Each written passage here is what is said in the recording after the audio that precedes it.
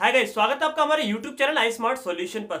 आज हम क्लास 12 की फिजिक्स के चैप्टर 3 करंट इलेक्ट्रिसिटी का एक इंपॉर्टेंट टॉपिक डिस्कस करने जा रहे हैं, जिसका नाम है किरचॉफ्स लॉ। आपको पता है किरचॉफ्स के दोनों लॉ काफी ज्यादा इंपॉर्टेंट है, एग्जाम में काफी बार पूछे जाते हैं। सो किरचॉफ्स लॉ के दोनों ही रूल्स को यहाँ पर अच्छे से डिस्कस करने से पहले उसके कुछ बेसिक टर्म्स देखते हैं, उसकी बेसिक डिटेल्स क्या है, यानी कॉन्सेप्ट को अच्छे से समझने के लिए कुछ बेसिक की भी नीड है। वो कॉन्सेप्ट है क्या क्या, सबसे पहले हम देखते हैं जो हमारे पास किरचॉफ्स लॉ है वो कैसे एक्सटेंड हुए, कब हुए। इन 1932 एक मेरे पास 1932 में एक जनरल जर्मन के फिजिक्स थे किरचॉफ्स, उन्होंने एक्सटेंड किया ओम्स लॉ को। हमने ओम्स लॉ ऑलरेडी पढ़ा हुआ है 10th क्लास में, उन्हें उसे ही एक्सटेंड किया। कैसे, कुछ कैसे डिफिकल्ट कंडीशन वाले कॉम्प्लिकेटेड सर्किट्स बनाए। उन्हीं दोनों कॉम्प्लिकेटेड सर्किट, मतलब दो टाइप के सर्किट बने कॉम्प्लिकेटेड, उन्हीं को किरचॉफ्स के दोनों लॉ में डिवाइड करा गया। दोनों लॉ अच्छे समझने वाले हैं। उससे पहले कुछ बेसिक टर्म्स भी समझनी पड़ेंगी, जैसे कि इलेक्ट्रिक नेटवर्क क्या होता है।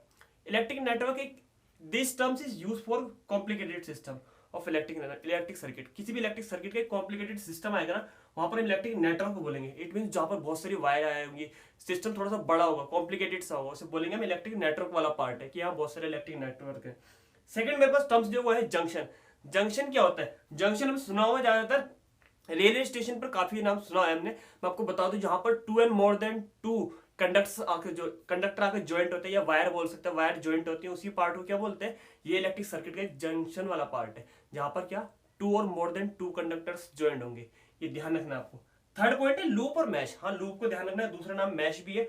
लूप के नाम से भी लो है, वो मैं भी आपको बता दूंगा कौन सा लो लूप के नाम से यूज किया जाता है। एनी क्लोज कंडक्टिंग पाथ, यानी कि कोई भी इलेक्ट्रिक सर्किट में, इलेक्ट्रिक नेटवर्क में ऐसा पार्ट जो क्लोज कंडक्टिंग, उसका अलग सेपरेशन होगा, अलग बैटरी से क्लोज होगा, यानी कि उसका अपना सेपरेशन मीन जो कि इलेक्ट्रिक का फ्लो होगा, करंट का फ्लो होगा, सेपरेट होगा, उसी लूप बोलते हैं।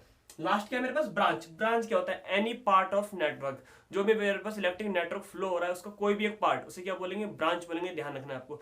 ब्रांच आप समझ भी रहे होंगे, बड़ी मेरे पास सर्किट है, सर्किट के छोटे छोटे पार्ट, तो उसे ब्रांच बोलते हैं। ध्यान रखना, जो सेपरेट सेपरेट पार्ट होंगे। ये चारों पॉइंट छोटे छोटे बेसिक है, यानी कि मेरे पास किरचॉफ्स लॉ को समझने के लिए, इसलिए मैंने जल्दी जल्दी एक्सप्लेन कर दिया, जिससे कि बीच में आएंगे तो आपको अच्छे से समझ में आ जाएंगे।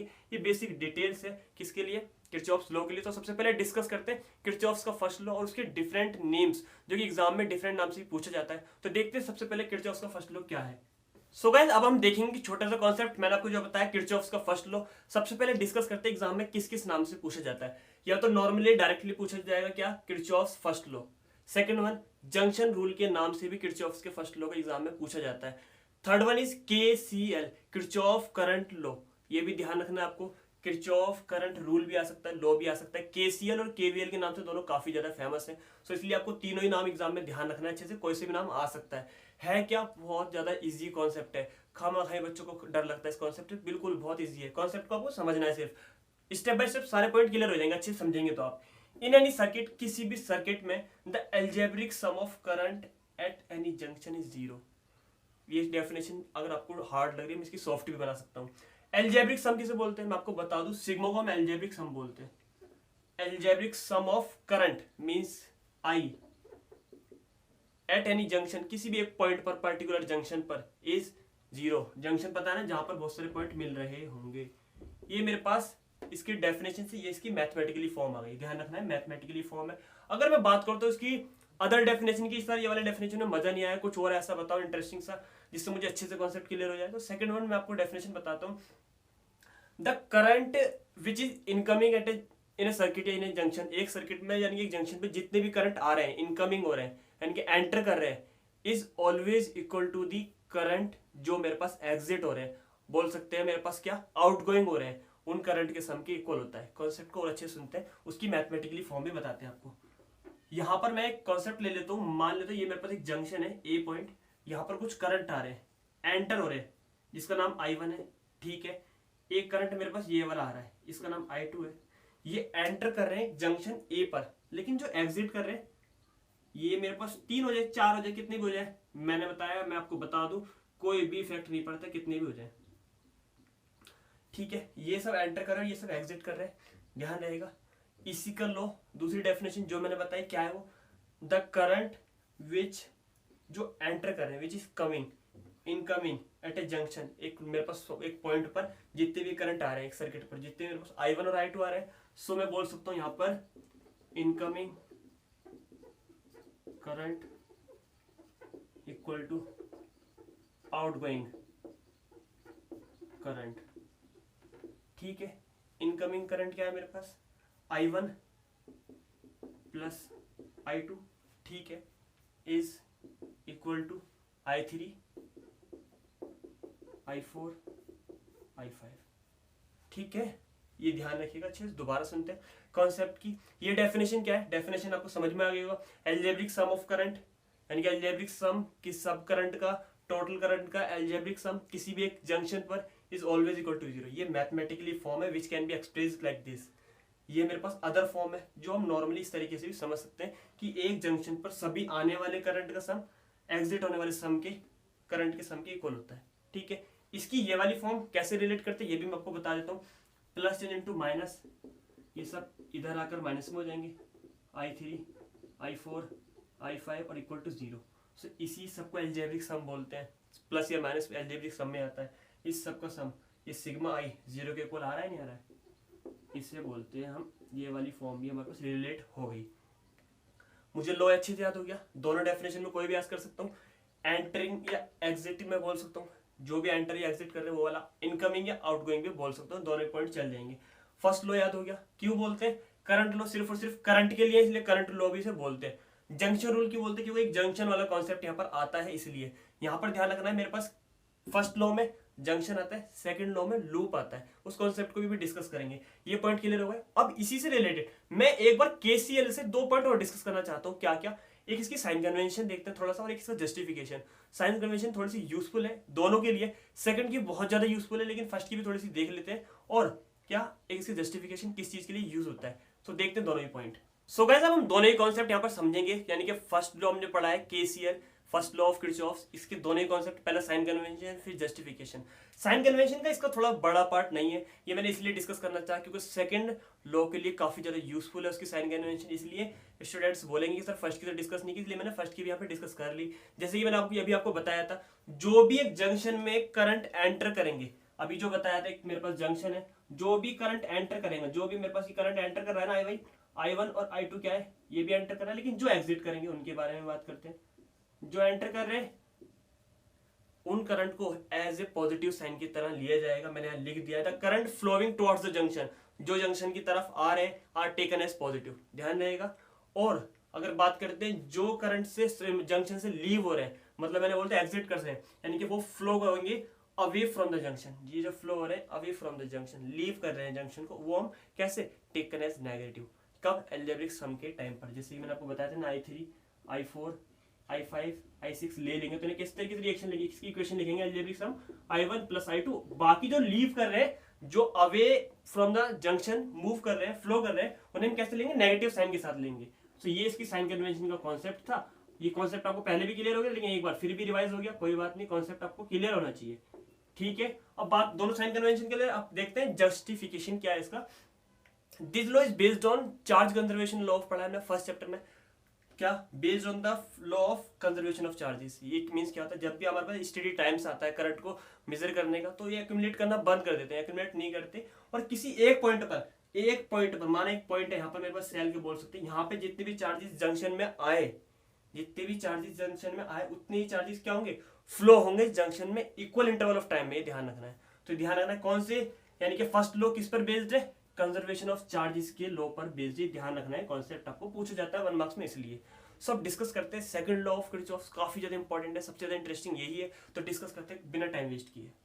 अब देखते हैं सेकंड लॉ ऑफ किरचॉफ, काफी ज्यादा इंपॉर्टेंट है। तीनों पॉइंट इसके अच्छे से देखना है, तीनों पॉइंट इन द सेंस, तीनों नाम क्या क्या है एग्जाम में। मेरे पास किरचॉफ सेकंड लॉ, ठीक है। लूप रूल से भी पूछा जाता है केवीएल, जैसे ही मैंने बताया था किरचॉफ वोल्टेज लॉ, ध्यान रखना है, भूलना नहीं है, फुल फॉर्म भी ध्यान रखना है। लूप रूल भी एग्जाम में पूछा जाता है। तीनों नाम क्लियर, कौन कौन से एग्जाम में आ सकते हैं।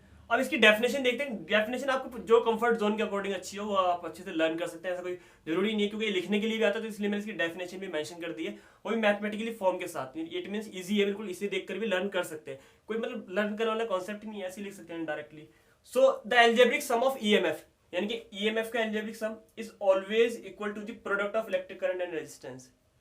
इलेक्ट्रिक, मैं यहां से बता देता हूं आराम से, the sum of the EMF, EMF का सम, एल्जेब्रिक सम बताया था मैंने अभी, is always equal to the product of electric current and resistance, दोनों के प्रोडक्ट के इक्वल होगा, ठीक है। ये मेरे पास इस वाले लॉ, अगर इस वाले लॉ की डेफिनेशन अगर आप देखना चाहते हैं तो बोल सकते हैं the algebraic sum of change in potential, the algebraic sum of change in potential must भी क्या जीरो होना चाहिए। ये वाले कॉन्सेप्ट से कर सकते हैं ये भी, क्योंकि ये भी हमारे पास पोटेंशियल होता है, ये भी पोटेंशियल का ही पार्ट है, लेकिन ईएमएफ होता वही है, फॉर्मूला वही आएगा उसके लिए।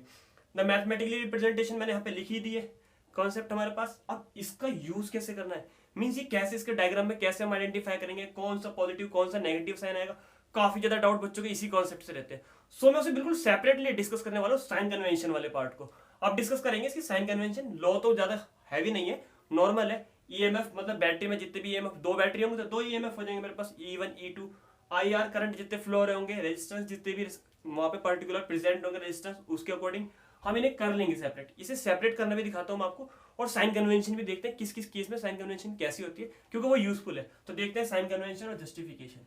सो गाइस अब हम देखेंगे इसका लास्ट पार्ट, जो कि मैंने आपको बताया था क्या, साइन कन्वेंशन और जस्टिफिकेशन, जो कि बहुत ज्यादा इंपॉर्टेंट है। इसी कॉन्सेप्ट के ऊपर बेस्ड न्यूमेरिकल आते हैं, आपको पता होगा न्यूमेरिकल इससे ज्यादा इंपॉर्टेंट है। मींस इस टॉपिक पे अगर लो आने के चांसेस कम है तो उससे ज्यादा चांसेस किसके हैं, न्यूमेरिकल के।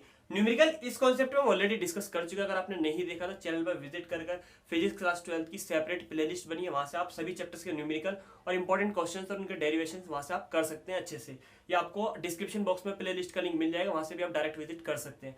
अब देखते हैं इसकी साइन कन्वेंशन वाला पोर्शन, काफी ज्यादा इंपॉर्टेंट है। मैंने सर्किट भी लिया है जिससे कि आपको कॉन्सेप्ट बहुत अच्छे से क्लियर होने वाला है। साइन कन्वेंशन की कुछ स्टेप्स हैं। फर्स्ट वाली क्या है, we can take any direction, यानी कि हम सर्किट को अपनी जो हम डायरेक्शन सॉल्व करते टाइम अपने पास जो डायरेक्शन लूप की एज्यूम कर लेते हैं, यहाँ पर डायरेक्शन नहीं दी होती है तो हम कुछ भी ले सकते हैं, चाहे वो क्लॉकवाइज हो चाहे एंटी क्लॉकवाइज हो। ध्यान रखना है, ट्रांसवर्सल डायरेक्शन बोलते थे अपोजिट वाला, यानी कि क्लॉकवाइज भी ले सकते हैं या एंटी क्लॉकवाइज। एंड ये मेरे पास कैसी फॉर्म है, ये एंटी क्लॉकवाइज है, सॉरी ये क्लॉकवाइज है, एंटी क्लॉकवाइज भी ले सकते हैं, ये ध्यान रखना है आपको, यानी कि एरो यहाँ की जगह यहाँ पर भी ले सकते हैं। ये पहली साइन कन्वेंशन। दूसरी की बात करेंगे, दूसरी जो है ईएमएफ के लिए, क्योंकि लॉ क्या था, अभी हमने लॉ देखा था, algebraic sum of EMF equal to the algebraic sum of the product of electric current and resistance. इनका एल्जेब्रिक सम था, तो पहले इसकी साइन कन्वेंशन देखते हैं, ये कब कब पॉजिटिव और कब कब नेगेटिव लिया जाएगा। कॉन्सेप्ट को अच्छे से समझना है, डायग्राम में भी देखना, यहाँ पर भी कॉन्सेप्ट को देखना है। मैं बात कर रहा हूँ ईएमएफ की। ईएमएफ का पहला केस मेरे पास क्या है, मेरे पास बैटरी के साइन आपको पता है, जो मेरे पास पॉजिटिव है, नेगेटिव टर्मिनल है। जब भी मेरे पास एरो जो एज्यूम करंट करने वाला हो वो एग्जिट हो रहा है कहां से, पॉजिटिव साइन की तरफ से, तो ईएमएफ पॉजिटिव।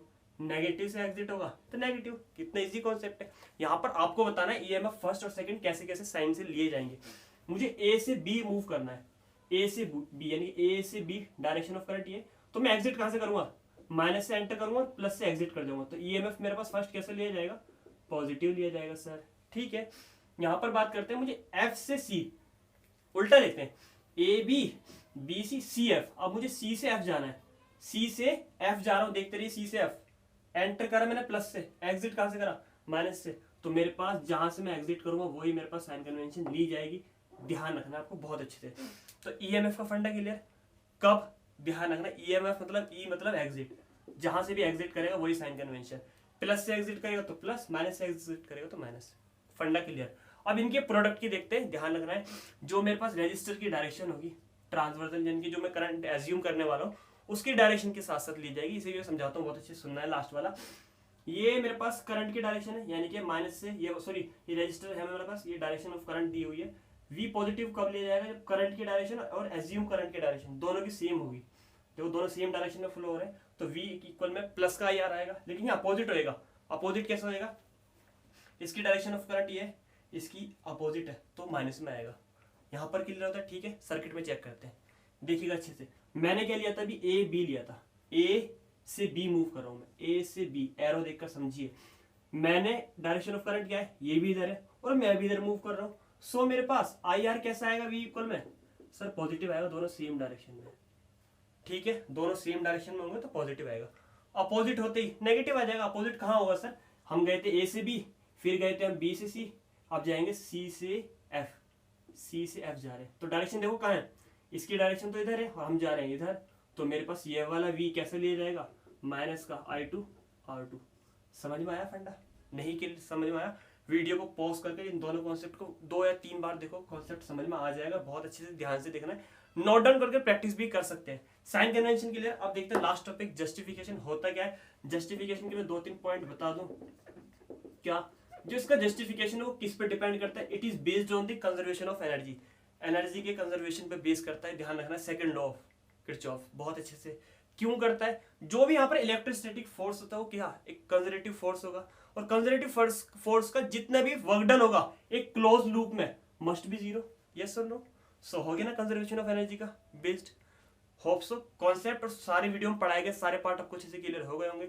कुछ भी अगर पार्ट नहीं क्लियर होते हैं, कॉन्सेप्ट को वीडियो को पूरा देखना है, कॉन्सेप्ट समझ में आते नहीं आते, नहीं भी आते, अपना ऑनेबल कमेंट बॉक्स में मेंशन जरूर कर दें। कोई भी डाउट होगा तो आपके अपनी नेक्स्ट वीडियोस में इस चैप्टर को रिवाइज कराते हैं, आपके डाउट को जरूर वहां पर मेंशन किया जाएगा। वीडियो को पसंद आए तो वीडियो को लाइक करना ना भूलें। अगर आप चैनल पर नए हैं तो चैनल को सब्सक्राइब जरूर कर दें, जिससे कि आने वाले सभी चैप्टर्स के नोट्स आपके पास टाइम टू टाइम पहुंच सके। थैंक्स।